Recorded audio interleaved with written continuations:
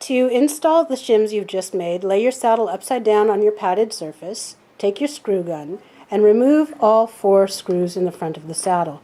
Depending on the age of your saddle, it may have little black dots of Velcro over the top 2 screws. If you do see these little black dots of Velcro, simply remove them before you take out the screws. And we're watching the screws come out with the screw gun.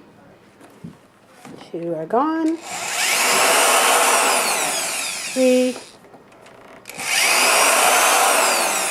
and 4. The screws that you're removing from your saddle should be 1 inch long on most saddles. Sometimes they'll be 3/4 of an inch long. Depending on the width of your shims, you may reuse 2 of these screws or you may not use them at all.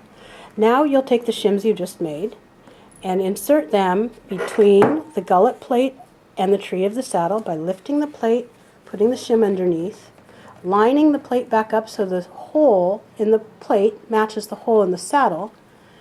And because these are a variegated thickness shim, you'll use the thin screw that you had used in the beginning to reinsert in the top. And you'll need to be sure to change the direction on your screw gun and then screw in. And then you'll use a longer screw, the 1.5 inch screw, on the bottom to go through both the thicker material of the shim and also back down into the tree.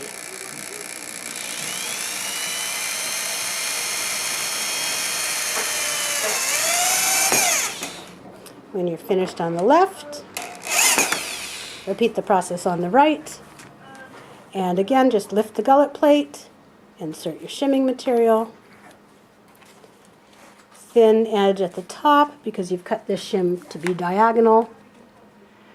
In this case, on this horse for this template. And there are other shapes or places for the shim depending on the need of your horse and the shape of your tree.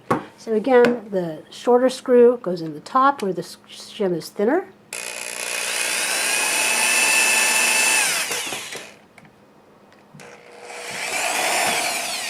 And the longer screw will go through the bottom and the thicker part of your shim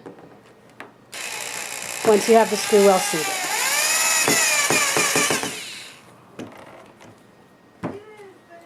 And the 4th and final screw.